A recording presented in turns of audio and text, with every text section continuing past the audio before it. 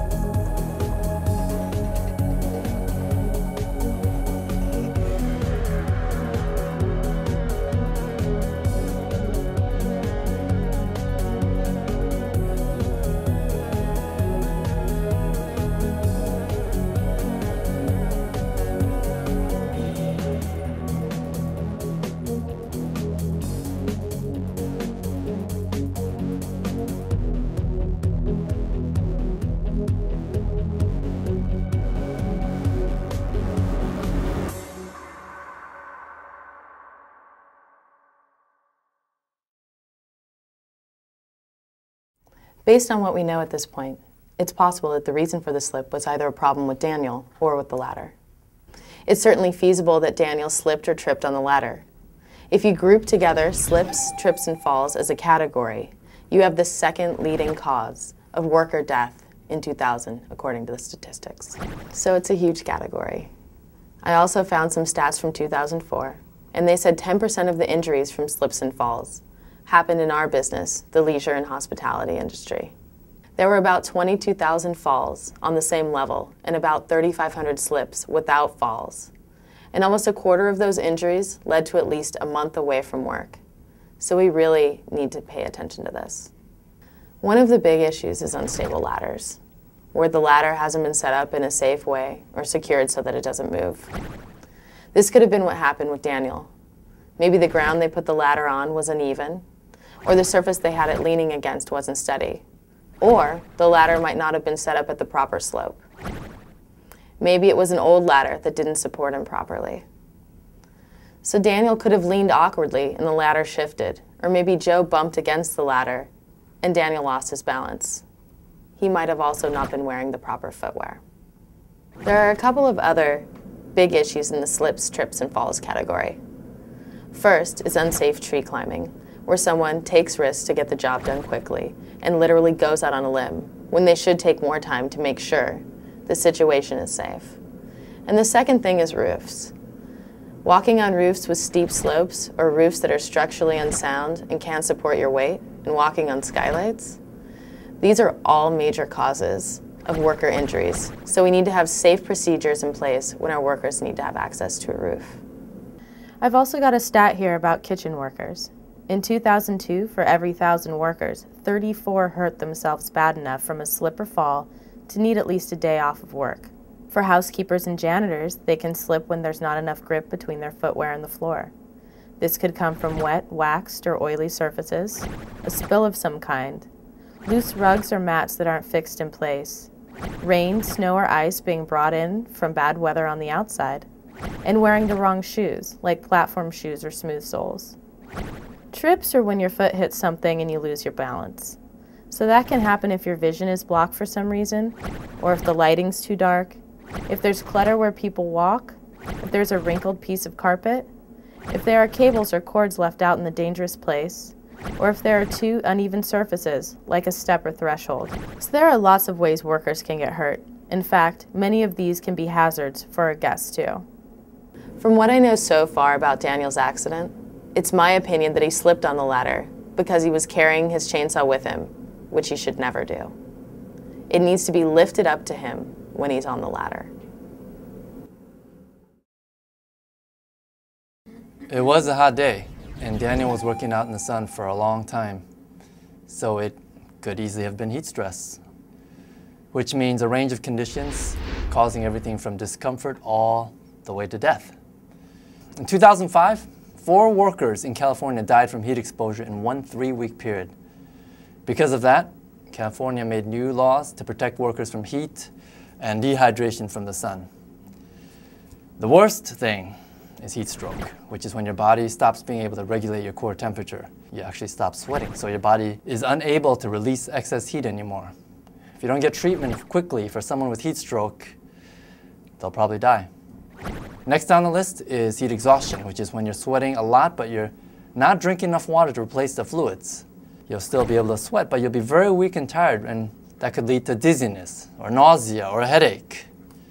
Your skin will get clammy, and even though your body temperature is probably normal or maybe slightly high, you'll probably get irritable and confused. Going down the list, there's heat cramps, fainting, heat rash, and transient heat fatigue. For kitchen workers, the main hazard here is getting burned, and that could happen by touching a hot metal surface or a gas or electric burner, or they might get in the way of boiling liquids or steam. And don't forget cold stress. That can happen if you spend too much time in a freezer, especially if you don't have the right PPE, like gloves. Going back to Daniel and working in the hot sun yesterday, apparently we haven't been making sure that workers are getting breaks in the shade when it's hot. So Daniel could have easily been suffering from heat exhaustion and gotten dizzy and fallen off the ladder. Since 1983, OSHA has said all employees with hazardous chemicals in their workplaces have to have a hazard communication program, which means container labels, material safety data sheets, or MSDS, and training to show employees how to avoid exposure. I think this is so important, I'm going to give you a little background here. There are 3 main ways a hazardous chemical can enter the body: through inhalation, or breathing it in, through contact with the skin, and by eating or coming in through the mouth. There's also the eyes, which is considered a minor route. And there are two types of exposure. Acute exposure means you were exposed only once or a few times, and you might react to the exposure immediately, or you might not show any effects for a while. Chronic exposure means repeated exposure over months or even years, and with chronic exposure, the effects are always delayed. There are several factors that tell you how hazardous a chemical exposure might be. The toxicity of a chemical means how much of it is needed to hurt you. How it enters the body can make a difference, and how bad it might be. The dosage makes a difference. How much of the chemical you're exposed to, how long you were exposed to it, how the chemical interacts with the other substances, and your own personal sensitivity to that chemical is important. Two people might react to a chemical entirely differently. Now, food and drink are the most common ways that people get exposed to chemicals. They handle chemicals, then they don't wash their hands before they eat. Or they pick up their food with dirty gloves, or the food comes in contact with their clothes. Also, food gets left out near chemicals. Nail biting, smoking can also get into chemicals and into your body. And sun exposure can make you react to chemicals even worse. And so that's particularly important to groundskeepers. Daniel, being a groundskeeper, is often in contact with chemicals, usually pesticides. Something to remember, anything with "side" means that it kills something. Herbicide, insecticide, rodenticide. Also, two everyday chemicals that aren't hazardous on their own could be very dangerous when mixed together. For kitchen workers, they need to know which chemicals they're working with can be dangerous when they get too hot. For housekeepers and janitors, overheated chemicals are hazards too. An example of overheating chemicals they might run into is a chlorinated solvent, like you'd find in an upholstery cleaner. Latex is another issue. Workers using gloves made from natural rubber latex can get allergic reactions like skin rashes, hives, nose, eye, and sinus problems, asthma, and they can even go into shock. And just like groundskeepers, they need to know about not mixing everyday chemicals. One example is mixing bleach with a strong acid, like a drain cleaner that contains sulfuric acid. The combination can give off fumes that could kill you. I was told Daniel was in the shed, where we keep the pesticides, just before he tried to go up the ladder. Could have been mixing pesticides. Or maybe he just breathed in chemicals in that small room. Then he went out to work in the sun, which could have made it even worse. Any of those things could have made him dizzy, which made him fall off the ladder. Ergonomics is a process of fitting the job to the worker. You look at how people move their body when they're working, what positions they get into, how much force is needed, what tools and equipment they use. Are they manual tools? Are they power tools? And you look at how their work is organized in terms of breaks, shifts, and schedules. All these things can have a big impact on how comfortable they are while they're working and how healthy they stay. When the ergonomics aren't right, injuries can happen. So there are three main injury categories. You have overexertion, which is when you try and do more than you can handle, say dumping trash cans into a dumpster. You have bodily reaction, where you hurt yourself bending, twisting, climbing, slipping, tripping without falling. And you have repetitive motion, when you're doing the same thing over and over again. These kinds of injuries cost more than all the other injuries combined. American employers paid over $20 billion in direct costs for injuries from ergonomic deficiencies. The main ones were pain in the back, shoulder, knee muscle strains, and repetitive motion injuries. For housekeepers and janitors, just about every activity they do is a potential hazard, especially if they're hurrying to finish one job so they can get to the next one. Here are some examples, and believe me, the full list is a lot longer than this. Changing bed linens. Bending over, reaching out to corners, lifting mattresses, you can hurt your back or your knees. Cleaning bathrooms. You're kneeling and reaching out in the shower and around the toilet.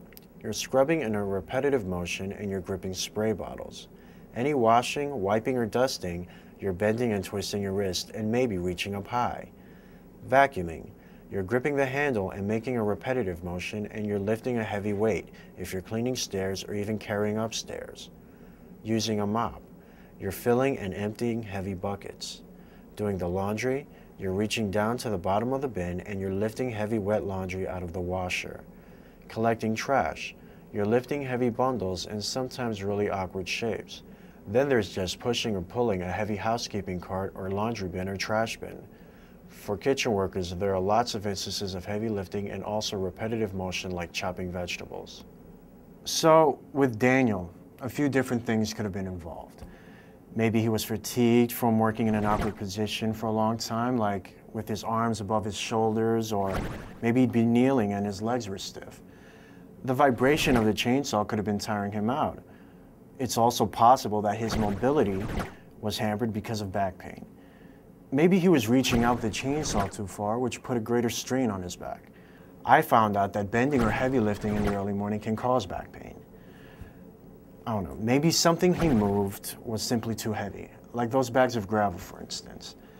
And we also have to consider if his shift was too long, if he was using a chainsaw the whole time, or if he was just trying to build up too much overtime. All of these factors could have contributed to him basically being worn out, losing his footing, or falling off the ladder. Anyone working outside is in danger from moving vehicles, and when you're working or passing underneath cranes or scaffolds, you're at risk of being hit by falling objects. Apparently, 75% of struck-by fatalities involve heavy equipment like trucks and cranes. Also, when you're using power tools or pushing, pulling, or prying things, objects can become airborne and therefore dangerous. These situations can and have caused blindness, minor abrasions, and even death. Housekeepers and janitors need to be careful with heavy objects that are stored up high. If something shifts, it can come down on top of you. It can also happen if you try to drag it out of there without being careful.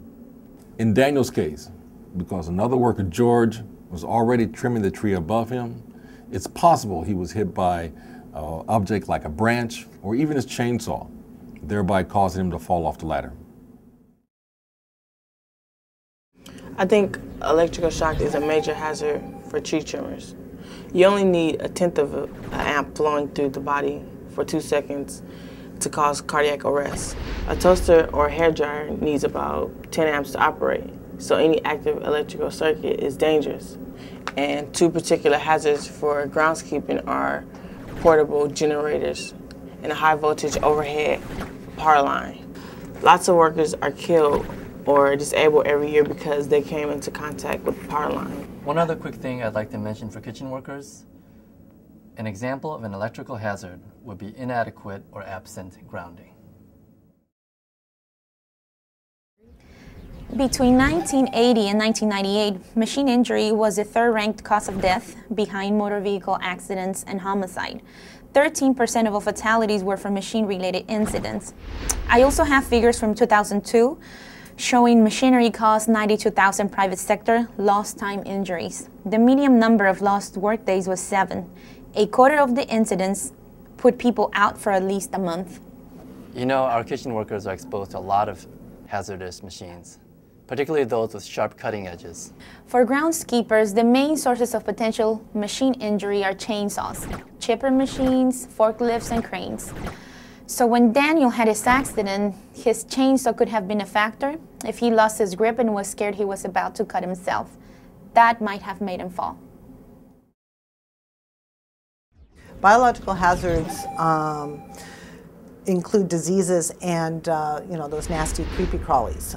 These diseases we need to be aware of include anthrax, bird flu, hantavirus, molds, fungi, and Legionnaire's disease. For groundskeepers particularly, there are bloodborne pathogens like hepatitis B, West Nile virus, which is transmitted by mosquitoes. Talking about mosquitoes, it's not just those, it's all insects which are biological hazards for groundskeepers. And we have to look out also for those snakes and rats as well. A simple explanation for Daniel's accident was that he was climbing the ladder, he was stung by a wasp or he was swatting at it, and he lost his balance and fell. Well, most people don't even think about workplace violence. I've gotten estimates of 1.7 million worker injuries every year because of assaults in the workplace. And here's another one. 18% of all violent crimes in the US happens at the workplace. And assaults and violent acts were the 10th highest cause of non-fatal occupational injuries in 2002. So that's about 1% of all workplace injuries, and it cost employers $400 million. The reasons behind workplace violence, it's often domestic violence that gets brought to the workplace, or there's some involvement of alcohol or drugs. The reasons why it's so bad, people don't even think about violence at the workplace, so it's an underestimated threat. Also, we have a culture of violence that we have to deal with, and there's a lack of worker communication and collaboration. No one will talk about it. We also have a lack of incentives or disincentives against workplace violence. So with Daniel, we should make ourselves more aware of any problems with his coworker Joe. Daniel is going up a ladder operating dangerous machinery, so he was at Joe's mercy to a certain extent. A little shove on the ladder and Daniel's in trouble up there, and I'm not saying that Joe did anything wrong, but we need to check.